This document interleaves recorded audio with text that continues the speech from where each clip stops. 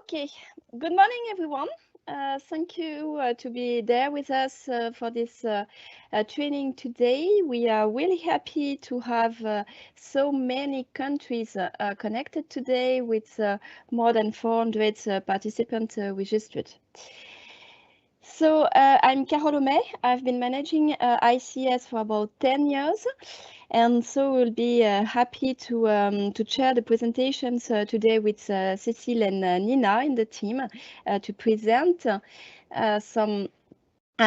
Then we will start by the ICS General Presentation in order to share with you in the introduction the recent development within ICS. And then we will continue with the project, the activities, and some presentations by our stakeholders, our important stakeholders with the ILO and the ITC.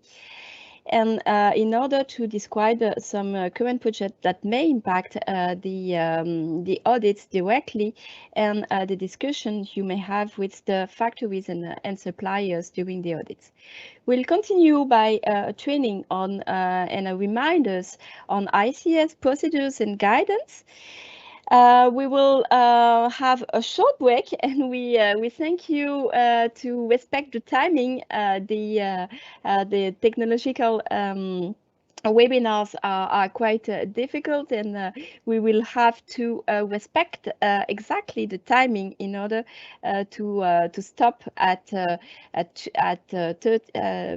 1 p.m. Paris time. Then it would be quite late for some of you in Asia, for instance. So we will have the training about the ICS tool on the last part, but this is really also the important part on this training today. So we will try to respect each timing of the presentation. So happy to be with you today. We have a lot of almost 300 participants already connected, and then we will start slowly the presentation to be on time today. So just a few words about ICS. We are extending quite quickly the membership of ICS with now more than 65 brands and retailers. The last one is Electrodepot, having joined ICS last week. So the ICS is the Initiative for Compliance and Sustainability is an initiative that joins several members. Most are French, but not only, and there are multinationals that are working on goods, on consumers' goods mainly, and but not limited to garment and footwear. We have about 50% of our members that are working in that are dealing with garment industry, but more and more in home and bazaar and furniture also with the Adeo Group, Maison du Monde, Conforama, and some other in food industry also. With Asai, with Casino, with Carrefour, with different members. Electronics too has Electrodepot, but also with Sourcine Création, Schneider, and so on. So the membership is extending quite quickly within the ICS, and we are very proud of it, of course. ICS, within ICS, the goal is to provide to our members tools and projects in order to be in the scope to answer the duty of vigilance scope. This is a law that you may know that has been defined in France in 2017, but answering also the OECD guideline for the multinational enterprise, and also in the scope of the UN guiding principle. that requests to identify, analyze, and assess the risk in the supply chain, involving also the subcontractors and the suppliers, and to assess and mitigate all the serious violation and all the violation of the human rights and the environmental impacts. This goes to a monitoring scheme also to follow up the measures implemented and to assess the efficiency. So within ICS, our goal is to work all together, applying common leverage from the ICS members. And in order to answer the purpose of this law, all the members are not in the scope of this law, but this is also the guiding principle from the institutions, and that may be extended also. We'll discuss about it at the European level in some times. We are closely working with stakeholders in order to do so. Our main stakeholders that will be from some of them there with us today are the International Trade Center. The project is supported by the European Commission. We are in the advisory board of the OECD for duty of vigilance. We are working closely with the French NCP, and we will have a presentation from the ILO and its training center called also ITC. That is a partner, a very important partner of ICS to develop training, and we have also partnerships with the United Nations Environmental Program in the UN. So the duty of vigilance, the due diligence has been transposed in a directive. There is a directive in currently discussion at the European level to transpose this law already in France, but to be extended at European level to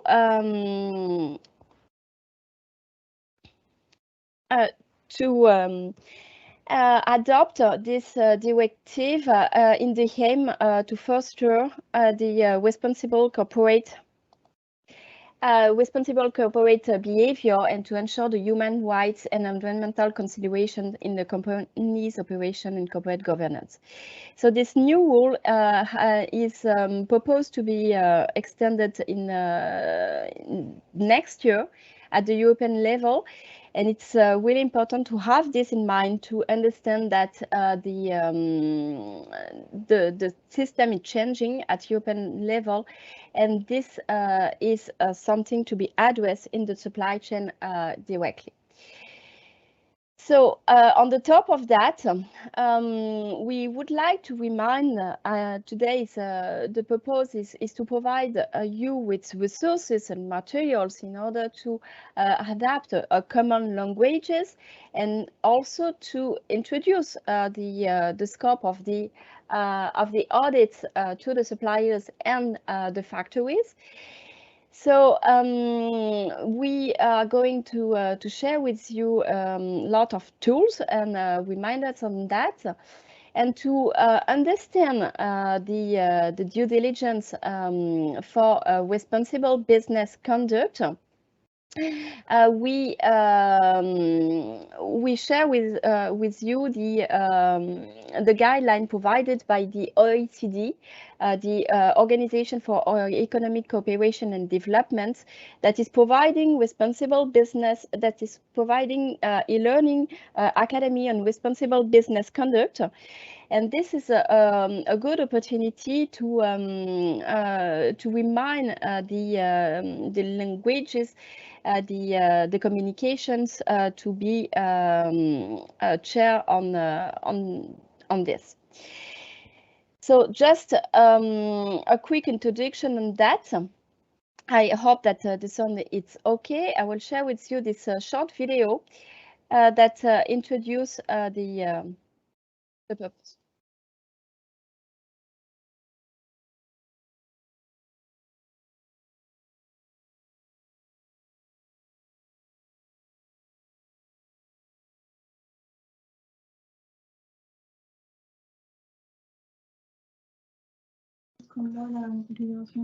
Carole, I'm not sure the sound is working.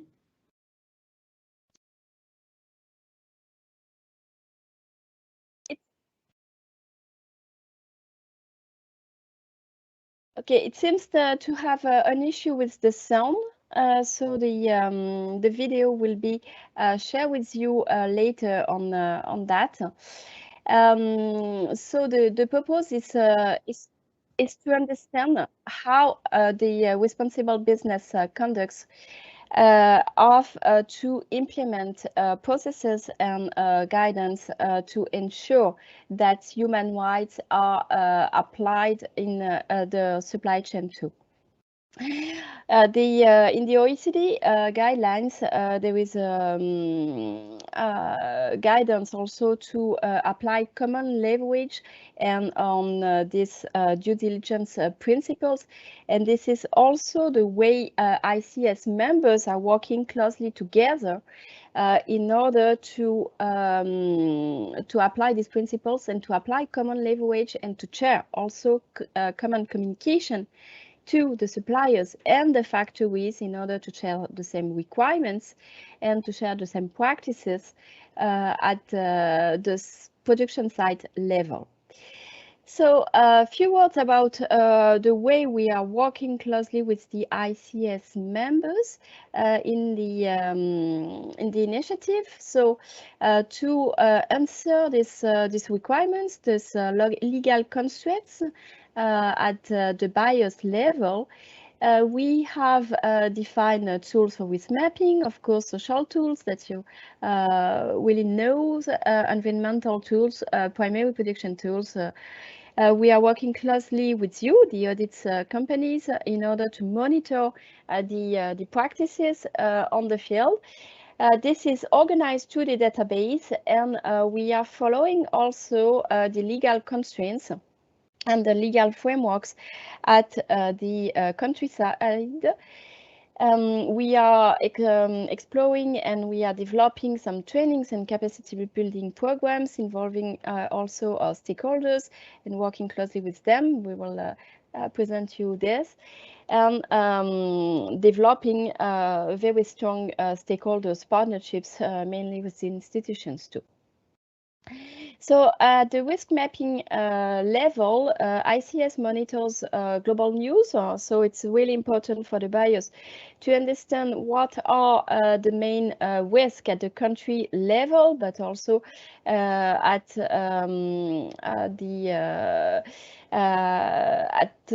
what are the thematic news, also the reports provided by stakeholders and so on different topics. What are the factory fires and incidents that we may identify at the factory site, and we are providing for the members, from the ICS members, this on a weekly basis, and from our stakeholders that you are part of.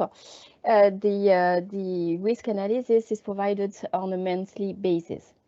It has been developed also a risk analysis tool to share information and to mutualize the result of the audit at the country level between all the ICS members that are able to receive to see all the result accumulated at country level. And this is compared to external sources. We have chosen to follow the World Bank data, SDG index, EPI, and some information risk analysis provided by unions as ITUC and the US Department of State. What is really important to understand is that the ICS methodology is based on the goal to follow the due diligence processes. So ICS action are based on a common methodology to secure a complete control monitoring of the audit process by brands. And this is really important and quite differentiated from other initiatives. So the ICS audits cannot be requested by the factory, but are only mandated by the retailers and the brands. And they are the ones that are chosen the audit firms to be mandated to perform the ICS audits. And they are the one also choosing the audit window to perform the audits. The ICS audits are not certificates or labels, but are there to define the corrective action plan and to work closely together between the brands and the factories to improve the social and environmental compliance. So the system is organized also to organize a mutualization between the brands, and more than 44% of the factories are currently shared between 2 or more ICS members. So our main activity is still to perform ICS audits. So more than 4,400 audits last year in 73 countries. So in the volume is still very important in China. But divided between different area. The second country for ICS is the Brazil, and then Turkey for social audits, India, and so on. And more and more developing also the ICS audits in Eastern Europe and Western Europe too.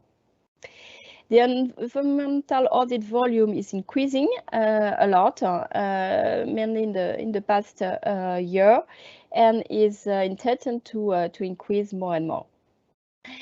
We are providing guidance to suppliers and factories, and this is really important to remind in order to provide to the factories and the suppliers before the audits all the information.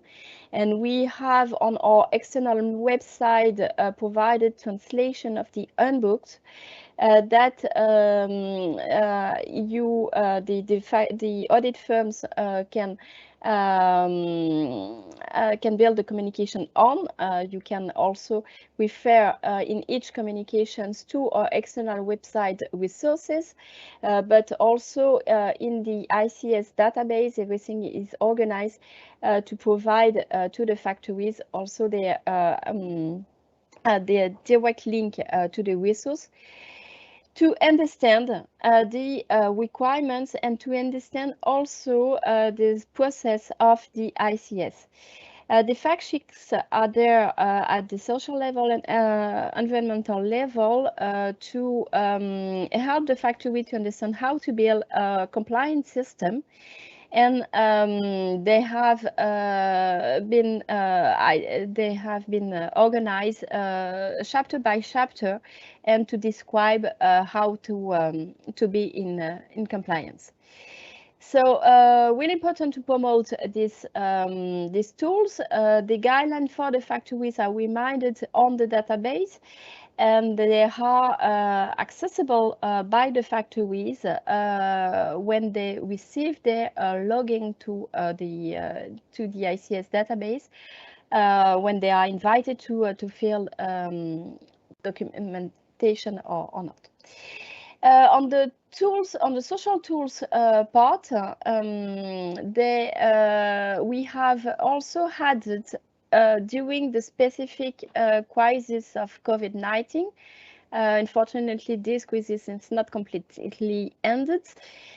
We have added on the top of that specific tools that is called a remote assessment. Is not at all an audit, but it helps the buyers to keep the link and to keep the vision, to have a specific visibility on the practices of the factories when they are not able to organize an audit on site.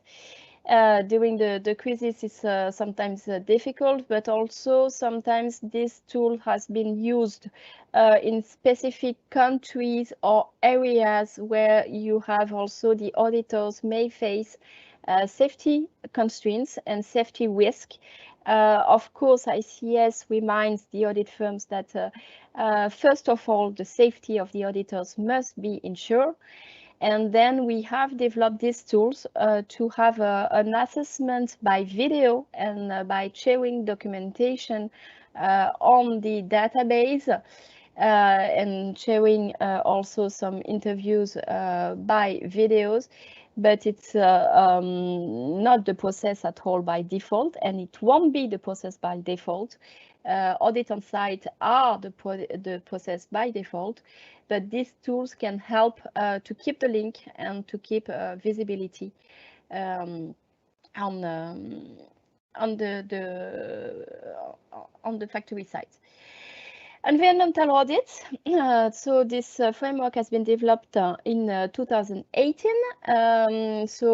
In the same way, you have access to the code of conduct, the handbook for factories, the best practice and compliant fact sheets, and in order to understand how to implement a compliant system. So this framework has been updated early in 2022, and we will also discuss with external stakeholders, and we are continuously improving the framework at both social and environmental level. We have an important partnership with the UN environment program, and we have also in complementarity, but not only with the environmental framework, we have developed recently what we call the ICS environmental checklist that will be provided soon to the factories. We will start during the summer a pilot to implement this data collection tool on ICS database in partnerships with the international trade centers and stakeholders also. This data collection tool has been reviewed by our close partners that are the audit companies, the ITC, the UNEPs, but also the NGO Earthworm Foundation. And the purpose of it is really to to build an easy-to-use tool for factories and easy to read and analyze for the members. Data collection tool in order to understand what are the practices and what are the measures collected by the factories regarding their energy consumption, water consumption, emission to air, and so on. So this will be organized in complementarity, not completely linked to the audits. At the first step, it's not planned to organize a check on site of the declaration made by the factories, but maybe in a second step we will add also this check.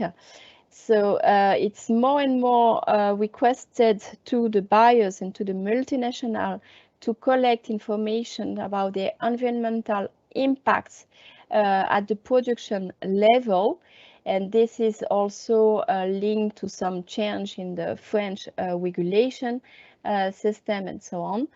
And this is why we are developing more and more tools as this tool to help the buyers to understand their environmental impacts. We have also recently, so the work of the development work have been done last year, and we have developed the primary production framework that has been piloted in Brazil in March and Turkey also in April.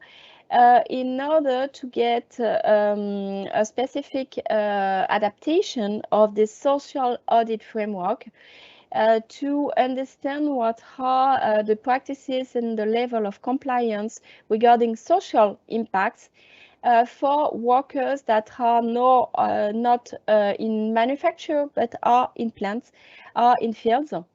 You may see some workers in grape fields there or in different fields. So The focus has been put on forced labor, young workers, transportation, dormitories, migrant workers, and health safety. That may be quite different for some parts of the risk identified in manufacturing. So we have done some adaptation of the framework, and this will be used to address the social risk, not only for food industry, but primary production understood as extended, and then also in primary production for textile industry, for instance, cotton fields, or other kind of fibers, or other type of kind of raw materials, maybe in wood and in other industry for furniture, for instance. So in the ICS system, everything is organized through the database. You may know the database, and this is the view for the ICS members. So the ICS members are working on a day-to-day basis with using the ICS database, and this helps to mutualize information on the factory side. So, for instance, you can see that this factory is shared between Beaumanoir, Galeries Lafayette, Groupe Omnium as maybe a prospect for La Redoute. This audit has been organized, the social audit has been organized first by Damar, then by Lacoste, and the environmental audit has been organized by Lacoste. So everything is visible in this way in the ICS database, but the ICS database is not a sourcing database.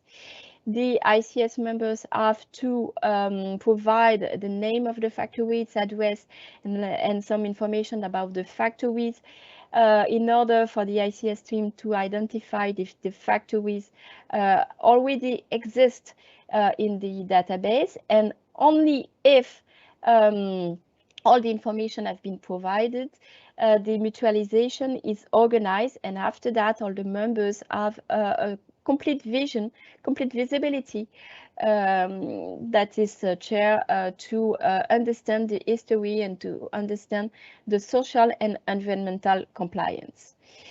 We have now about 21,000 of users in the database, and the database is open to ICS members, but also to audit firms, and then to factories and suppliers.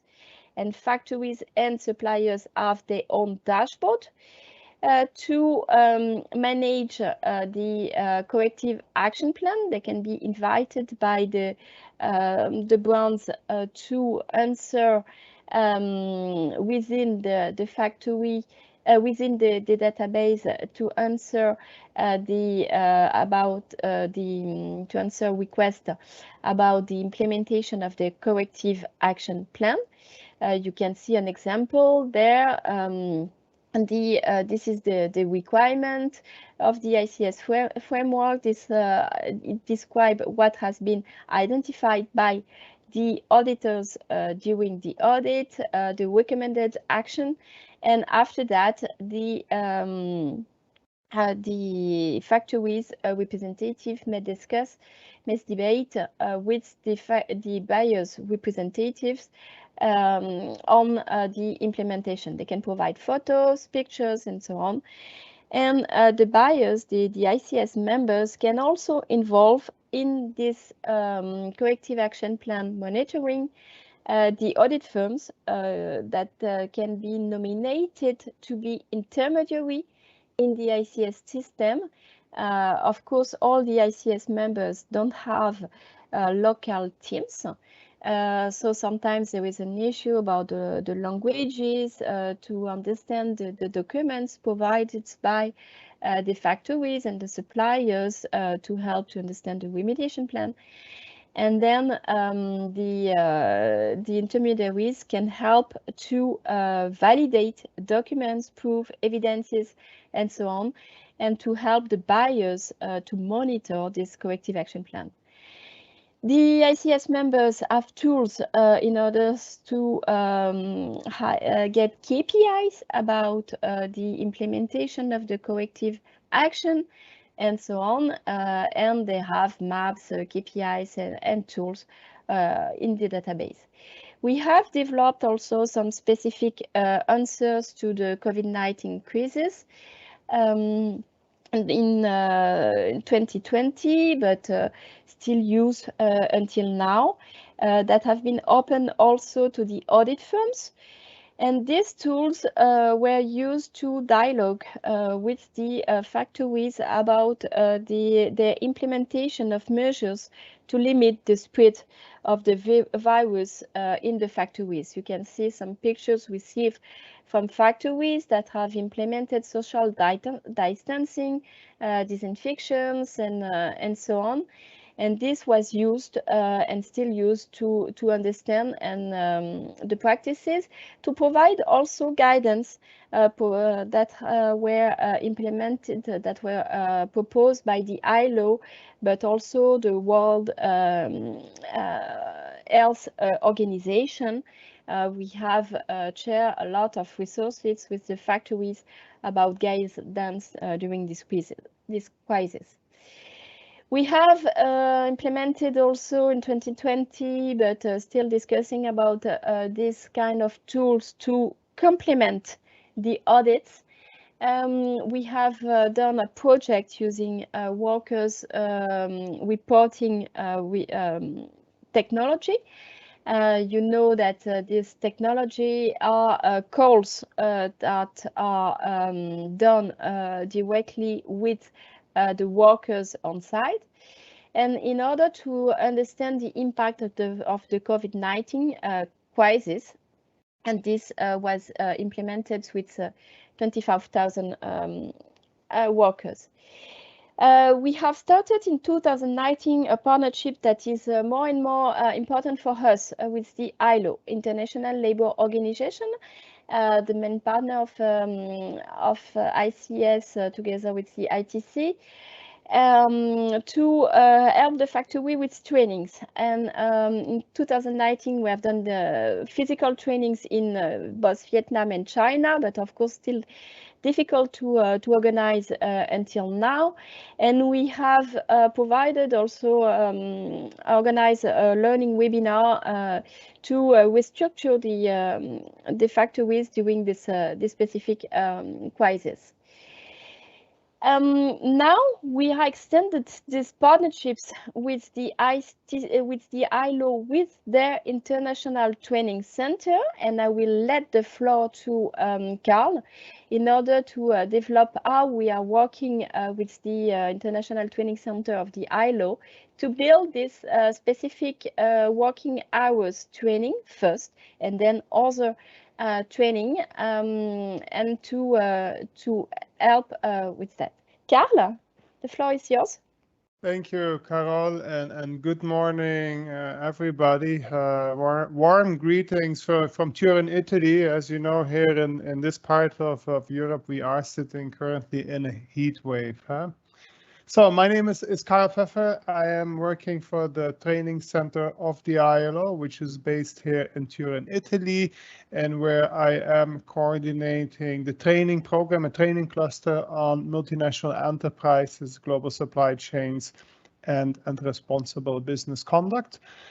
Maybe before we go into the key topic, I would like to give you a few words of explanation about the training center of the ILO. So as Carol said, we are working under the umbrella of the International Labour Organization, and we are the training arm of the ILO. And the work we are concretely doing is providing training for individuals, capacity building for institutions on the world of work. And we can still go to the previous slide, Carol. On the topics of the world of work and decent work. Now, our main target, our main audience are the ILO constituents, which are workers' organizations, employers' organizations, and government, mainly the Ministry of Labor. But over the years, especially now, we see also that this target group is opening up as the decent work agenda is also getting more traction across government and across society. So we are now getting more registrations from other UN agencies, other government ministries, NGOs, civil society organizations, academia. And then also a very important target group are companies and auditors that more and more are finding their way to the ILO and to the International Training Center. Maybe we can go now to the next slide. These are our 4 strategic objectives of decent work, the 4 pillars of the decent work agenda. And the training offer that we are developing for our target audience is structured around these 4 strategic objectives. We have a whole training portfolio built around employment, where we are looking at enterprise development, private sector development, issues related with productivity. Topics of responsible business conduct can also be put here, working conditions, but also employment policies in general. So that is one very big part of our training portfolio. Another portfolio has to do with social protection and everything that falls under it. Of course, social protection, actuarial studies, but also occupational safety and health. Is a very important topic what falls under social protection, especially now since it has become your 5th fundamental principles and rights at work last week. Rights at work, everything which has to do with labor-related human rights, forced labor, child labor, non-discriminations, conditions of work, etc., falls under the training part of rights at work. And then finally, social dialogue, industrial relations and collective bargaining. So within the ITC Training Center and on the website, you will find a whole scala of different training opportunities on these different topics. Now, my work within the cluster of multinational enterprises and global supply chains is built around one specific tool, one specific labor standard of the ILO, which is the ILO M&E Declaration. The tripartite, this is how it looks like. The tripartite declarations of principle concerning multinational enterprises and social policy. And we can go to the next slide, Carol, please. Which is the main instrument of the ILO when we are concerning responsible business conduct. And this is already the main RBC instrument since 1977. So since 1977, the ILO is already engaging with business and other important stakeholders on the issue of what is expected. What are the expectations towards business in terms of decent work, labor standards, and so forth. What this instrument also makes very special is that it is the only ILO instrument that is directly linked to business.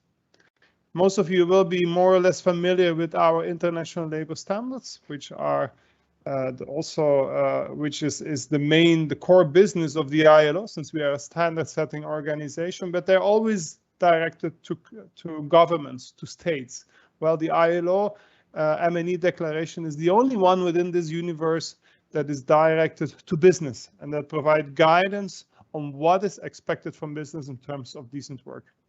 Now, when we talk business, the title of the M&E Declaration sometimes is a bit misleading. We talk about multinational enterprises, but the principles in the ILO M&E Declaration are directed to all companies. Multinational enterprises, small and medium and larger enterprises, state-owned companies, and even governments when they are conducting business practices. Like said, the M&E Declaration, it is a consensus on the role of business, and it articulates these expectations that society has towards business and decent work. And this consensus, it is a tripartite consensus.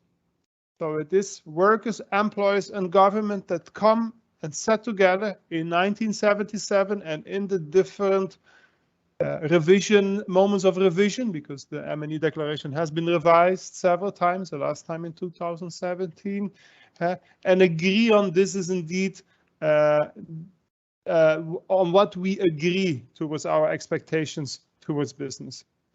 What is also important is that it is the whole decent work agenda. And as you could see, that's why I also quickly shared with you what is the decent work agenda. So it also focuses on the fundamental principles and rights at work. But it also looks at this very strong developmental role that can come from business. So we're also looking at issues related with informality, formalizations of businesses, skills development, working together through partnerships on achieving developmental objectives that are related with decent work. So it covers the whole decent work agenda.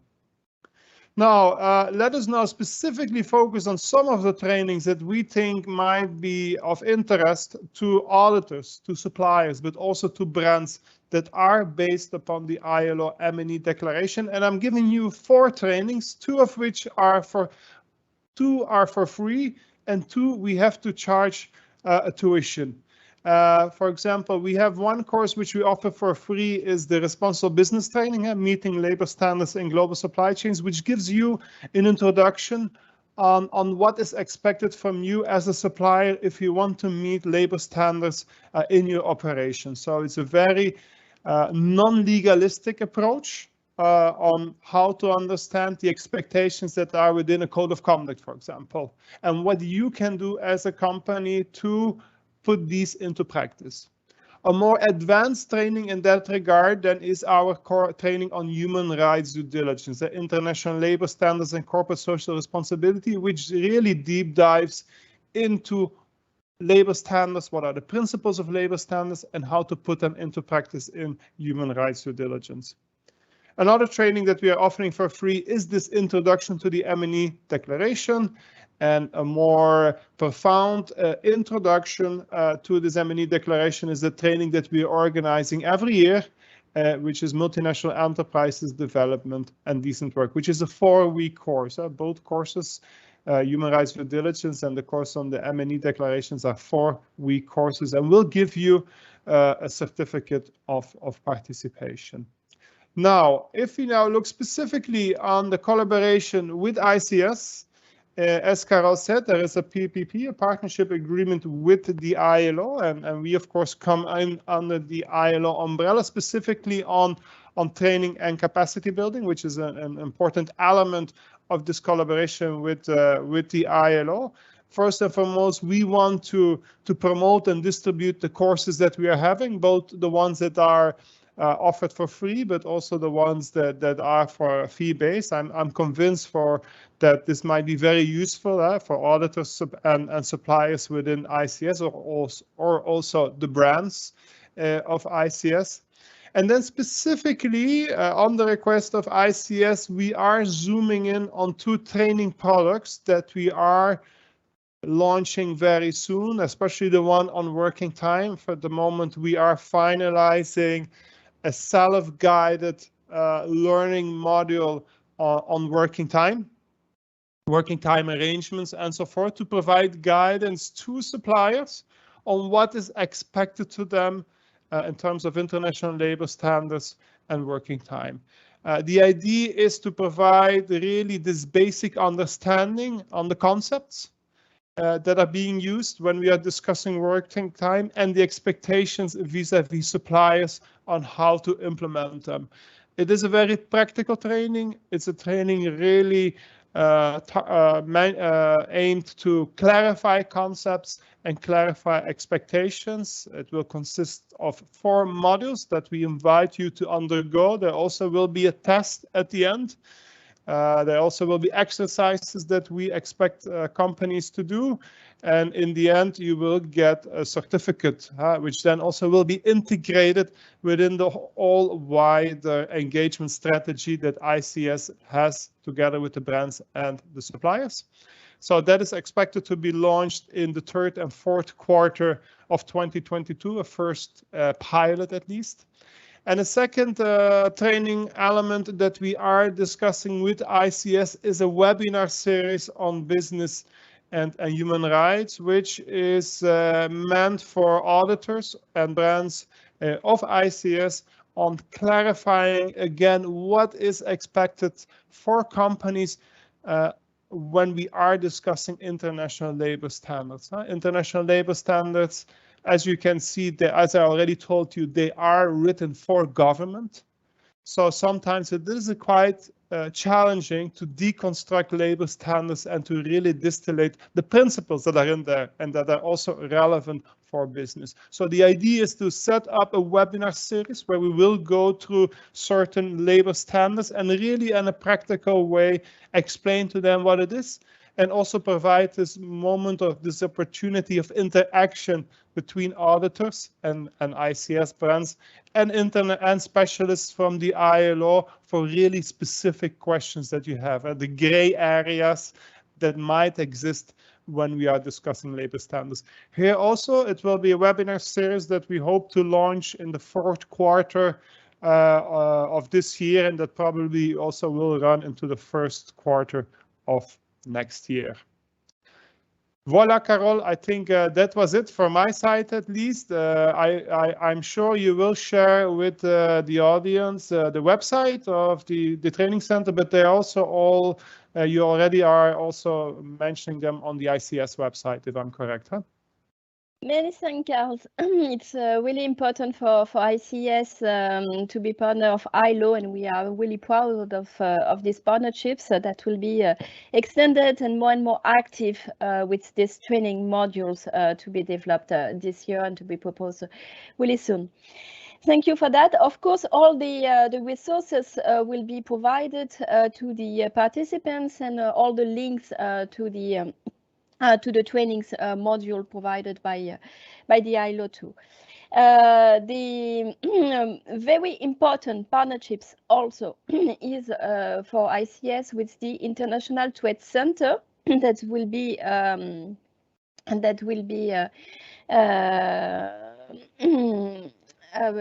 presented by Chemina in few seconds, in few minutes.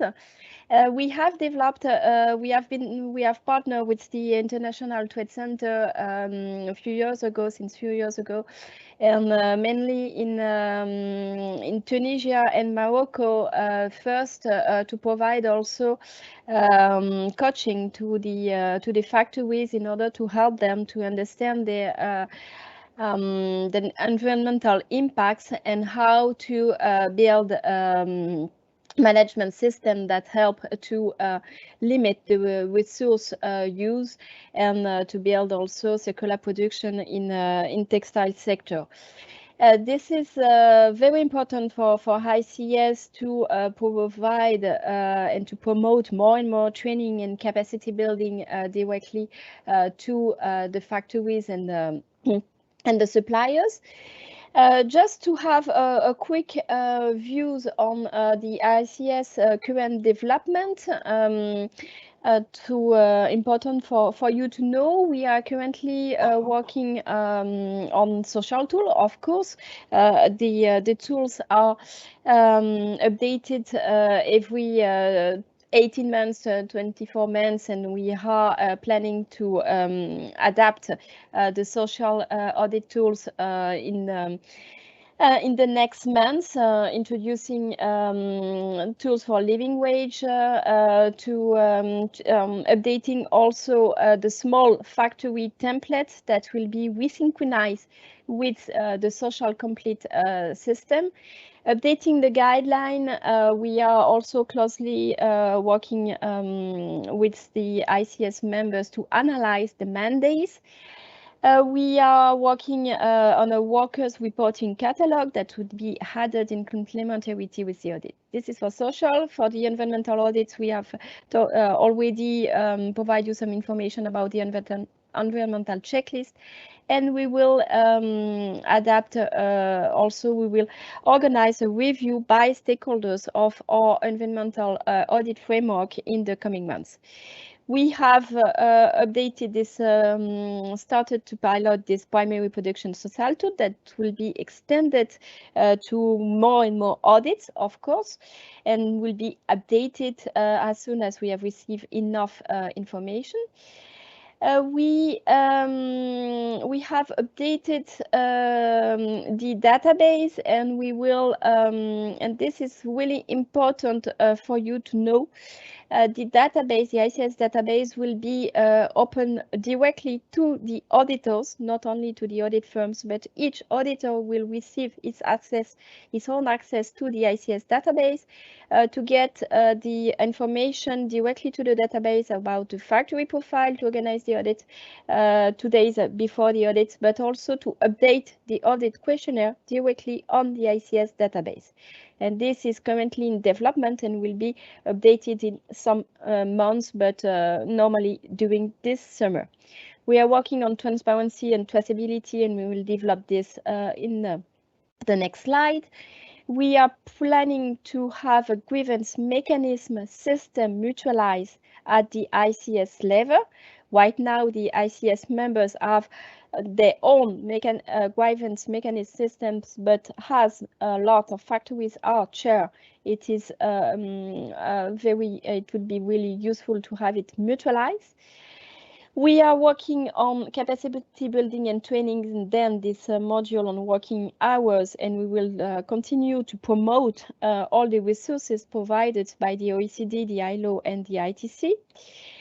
And we are developing this training program involving the ILO, but also the ITC for some very concrete case studies regarding the shadow audits we are performing, and this will be in the part of the audit firms monitoring system and the auditors training. And we are also thinking about a way to improve the risk mapping analysis at the factory level and to add information on the factory page. So we are here today to in the context of all the activities of ICS to monitor the audit company's practices and the auditors' practices directly. You may know that each ICS, each audit firms validated by ICS has signed an agreement with the with ICS in order to implement and to be really compliant to the ICS process and guidance. And so we have currently 9 audit firms that are validated, and 2 are in probation period. They have to respect all the system that is completely public and provided on our external website. This agreement will be reminded by Nina during the part of our training session today for the reminders about the processes. And within ICS team, we are continuously monitoring the practices of the audit companies and the auditors. With the system called EPAF, Error in the ICS Process by Audit Firm, doing statistic analysis and sharing information about recurrent practices. So you know that we are continuously discussing with the central teams in each audit firms, and we may analyze the audits. We may shadow also some audits whenever it's possible in different countries. We have done in Brazil this year, in France too, and we will do in other countries too. Following audit companies' key performance indicators and providing audit companies with regular information on ICS requirements. We are used to do every 6 months a joint working group between ICS members and validated authorized audit companies. The last one was in October 2021, and today it's a training, but we will also organize a specific working group to work on specific topics and in order to have a continuous improvement of our system. So we will then start the second part of the training with some delay, but trying to be on time. So the second part of the training today is focused on database and the specific project that we have organized for the factory profile. You know that the factory profile is in ICS the first. Just a minute. Okay, is the first step of the ICS system. So the factory profile that was before in an Excel form has been changed in a global project to organize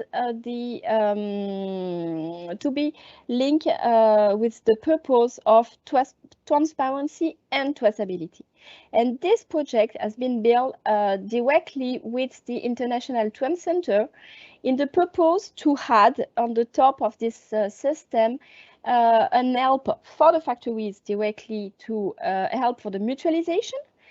And then in order to get information to the system regarding different certifications, audits, and so on, to provide a neutral platform for the factories to build their transparency and to promote also the sustainability system, and to build the traceability at the factory at the factory side, but also at the buyer side.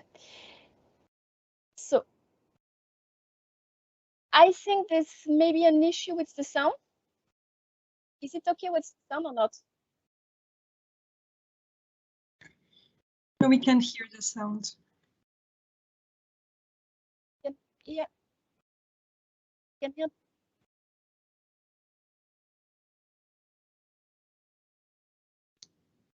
We cannot hear the sound of the video, Carole. Okay. The sound of the video seems to be not good. So just a few words on that, but we will go really quickly on this video. You can see the text.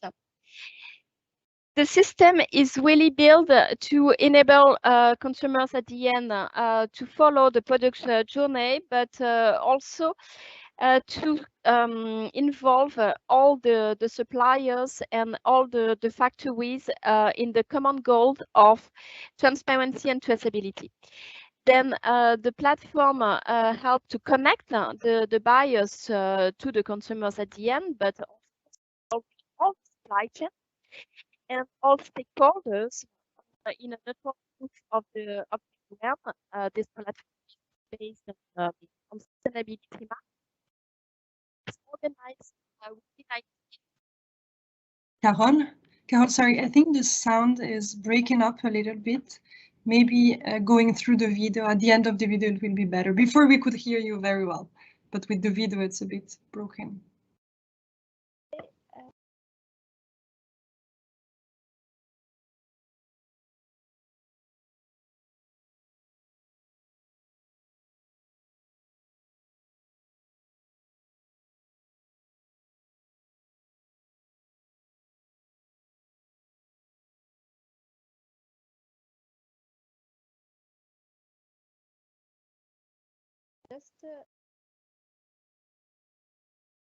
So I will let Shemina to introduce the International Trade Center and how you are working and how this partnership is developed.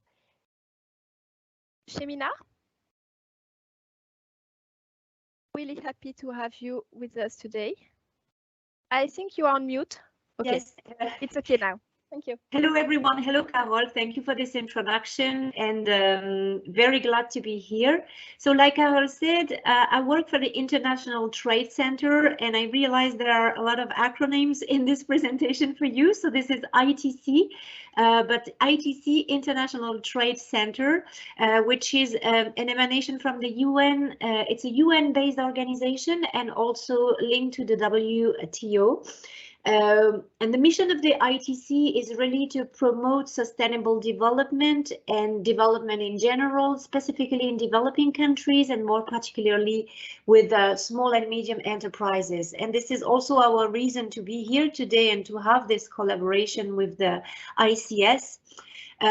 Because within the ITC, the department I work for has a vision to accelerate the transition towards sustainable development and works with supply value chains and international value chains to improve actually the environmental and social practices throughout the supply chains. So there are different products, I must say, that have been developed by the ITC, as is shown in your screen right now. You can see that we have developed a gateway, the Sustainability Gateway, which is free, which is online, which is accessible for everyone who wants to connect, who aims to, as I just said, accelerate the transition towards sustainable development. So it's really for enterprises, for small companies, for larger companies, for any stakeholder, any actor that has and wants to commit towards sustainable development. Within the Sustainability Gateway, there is one tool that I wanted to mention, which is the Standards Map. The Standards Map is a sort of indexing of a sort of large database with all sustainability standards and voluntary standards that may exist, but they are presented in a very deep and accurate way. So the Standards Map has been existed for over a decade now, and it has started with maybe 30 standards, and now there are more than 300. So, and they are really cross-sector. They are cross-mandate. When we talk about standards, we talk about code of conduct, audit protocols. The idea is to give to any user of the Standards Map a view of what the standard does and what it does not. So how do the audit work? What are the protocols? What sectors is the standard involved in? How this standard can be used by a company to improve its social and environmental practices. So this is the purpose of the Standards Map. It's a really large database with a lot of information. It's neutral. It is free for use, but really the idea is to be as transparent as possible with all the information that the standards can provide and all the help that they can provide into transitioning and accelerating the change towards sustainable development. So that is for the Standards Map, but there is also another tool that has been developed by ITC, and I think Carol has mentioned that also a bit earlier, which is the Sustainability Gateway. We have talked about this already during this training, with this identification number by entity, by factories, with this support system towards the bigger, the brands, with a centralization system of the data, with some technology, with some tools.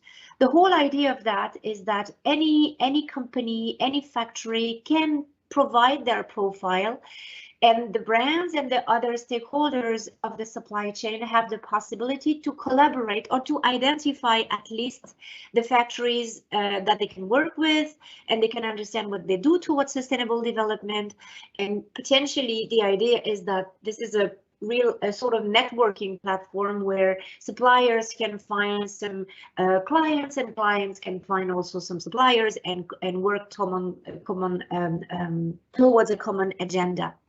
So this is really, in a nutshell, what the ITC does with the ICS.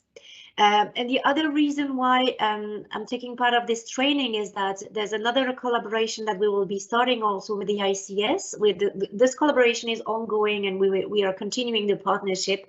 But there's something really specific to this training on which we will collaborate even more. And I think Carol mentioned that already a bit earlier. It's this auditor training package where we would like to help the ICS with some tools, as Carol said, with some case studies, with some ideas, with some language, with some concepts to really provide auditors and auditing companies with some package and some guidelines and know-how and tips on how to best conduct the audits. Because as we said at the beginning of this training, the law is changing. There is a whole context of due diligence that is happening at the moment, that is coming at the policy side and turning into the law side. So the deal is changing a bit for companies. And that means that the way to perform audits is going to evolve also over time. So this is why we would like to equip companies as much as possible with the more background as much as possible, building on the ILO, as my colleague Carl presented, building on the OECD responsible business conduct, building on all of that and providing auditing companies with such package and such training. So this is in a nutshell a presentation on the ITC. Please do not hesitate for any question. And other than that, I'll leave the floor to Carol. Thank you very much, Shemina, and we are really happy with this long-standing partnership right now with ITC. That is really important for ICS to build on technological tools, but also for extending the partnerships to really concrete training and specific module too. To implement on the sustainability map, so this neutral platform provided by ITC is also supported by the European Commission and will be extended in the coming years to introduce different initiatives in collaboration with. The partnership has been developed with ICS a few years ago, since 2018, in order to bridge the ICS database directly to sustainability map, and to build on the top of the factory profile the way to promote the sustainability journey of the factories. So already more than 1,400 factories have completed the factory profile, and more than 1,400 factories are public from ICS invitation, but they are public now in sustainability map. The benefit for the factories is to develop their factory profile with a lot of information requested by the ICS process, but also to provide in the factory IDs some information.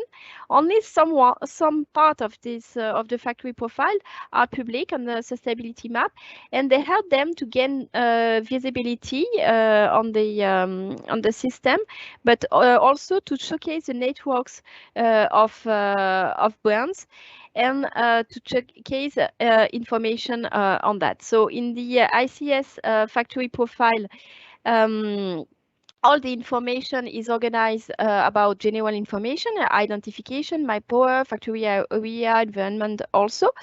But we have added a specific focus on production processes and raw material suppliers.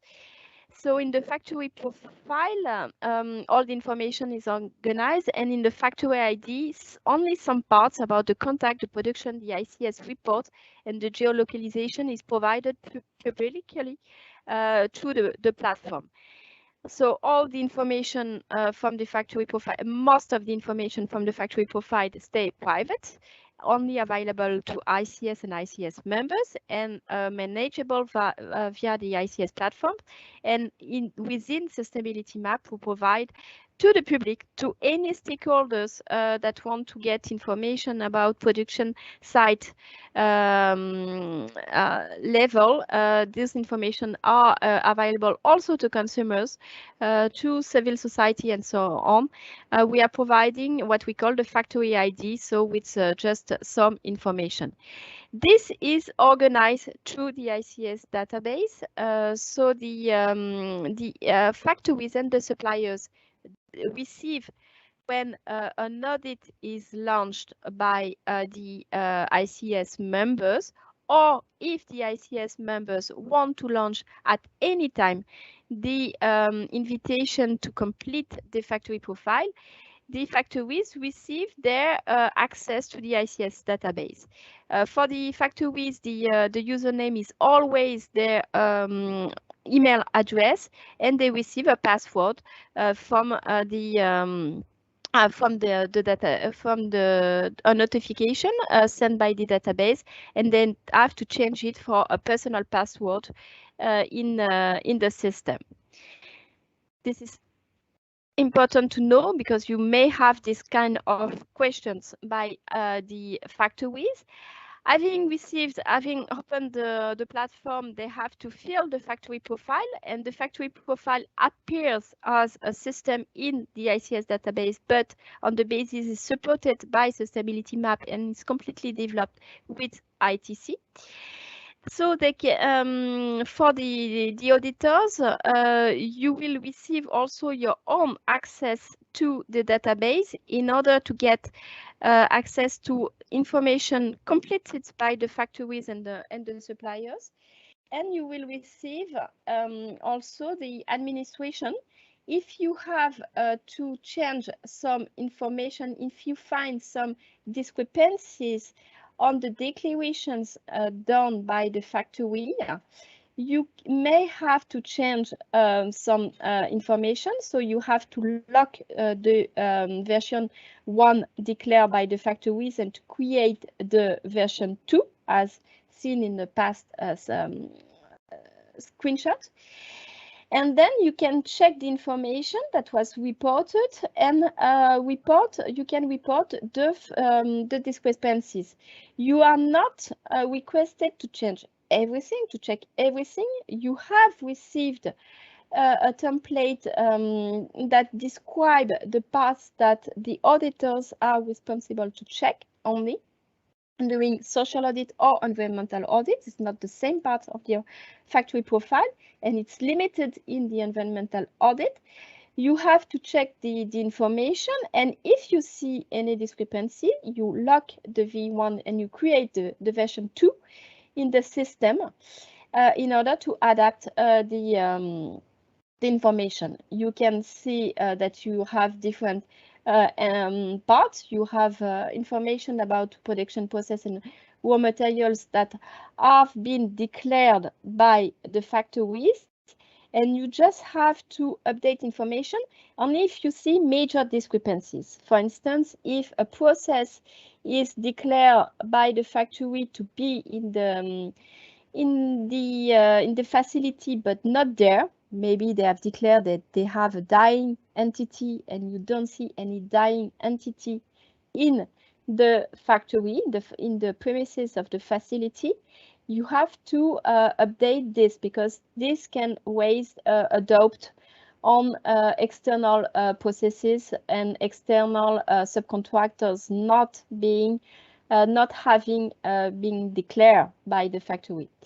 You have access also, if there have been provided by the factory, to external information, maybe some external certification audits and that have been performed that can be provided through the factory profile, and you can see directly the corrective action plan for some if provided by the factory. And the completion of the factory profile is based on a list of mandatory questions that you can see there that have been requested to the factory. What is really important to know for you is this part. Is if you create a version 2 of the factory profile and you have to change some parts, you don't have to click on complete. Don't click on complete. For the auditors, you only have to change the information directly in the file, in the factory profile version 2, and we have a system of autosave, because you won't change all the parts, and sometimes they have missing parts in the system. But these parts have to be completed by the factory. The mandatory questions have to be completed by the factories themselves or the suppliers, but you are not able to complete everything at the auditor's level. You just have to change the parts that you have identified as different being in the factories. So use the autosave function. Okay, just to hand on that, the factory will have to go to the factory ID. They can complement with information on the factory. They can create the factory ID. This is an example of the factory. You can go to this QR code. So the factories are provided with the QR code, and then they can promote. It's often a question that you have in during the audit, how I can promote the factory. We often request to promote the ICS audit. So this is a way to promote the ICS audit. They are provided with this platform within Sustainability Map. So it's a free and neutral platform from the UN to promote that they have been audited by ICS framework. So in the factory ID, we publicly disclose that the audit type. So the type of the audit, re-audit, and the date of the audit, the category of the audit, and the announced type. We don't disclose the corrective action plan. It's up to the factories if they, that they are provided with the corrective action plan. They are provided also with the ICS database, so they can generate a PDF template that include the corrective action plan and all data about the audit, and then it's up to them to promote the corrective action plan if they want, but we want them to be involved in this sustainability journey. So it's not at all a name and shame system. It's really a way to work all together about social and environmental improvement. So they are invited to engage also with they are invited to engage their tier 2, tier 3, tier 4 until raw material extraction.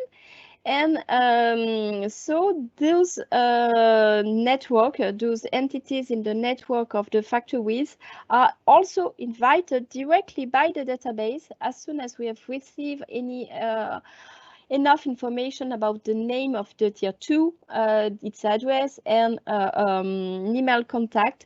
They are invited also in the ICS database to complete their factory profile too, and this helps to build the network. In the system, they are provided with e-learning, and they have some videos explaining how to update, for instance, audit certifications, evidences, and so on.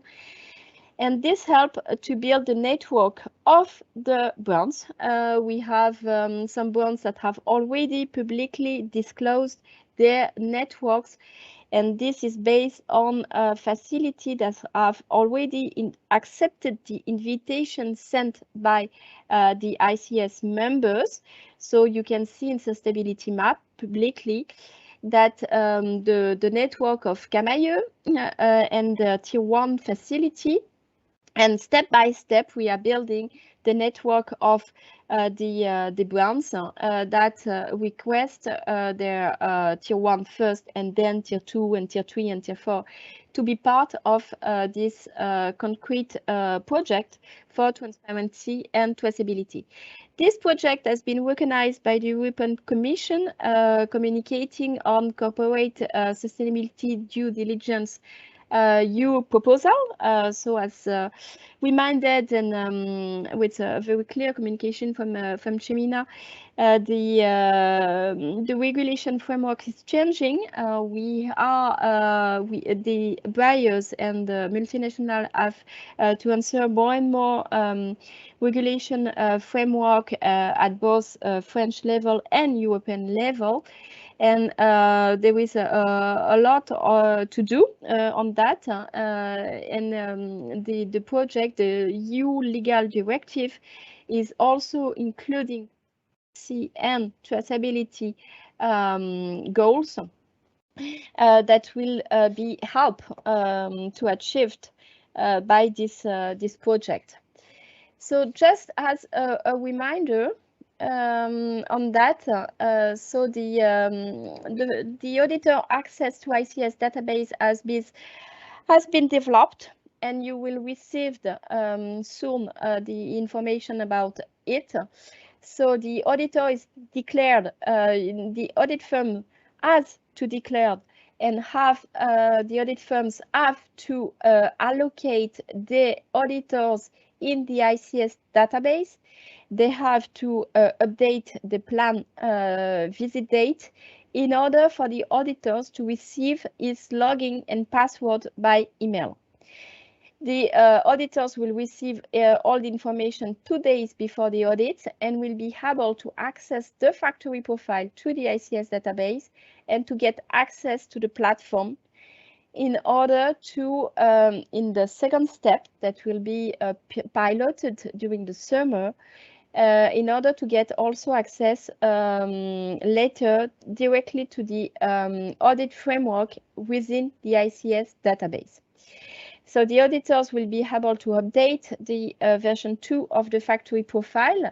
They will be able to update it using all this information. The factory profile is organized to the database. You will have the contact of the suppliers, the contact of the factories. You can access what has been declared by the factory in version 1. And you have to lock the report and generate the version 2. So the version 2 is done during an ICS audit. The version 2 of the factory profile is the one with the change identified by the auditors.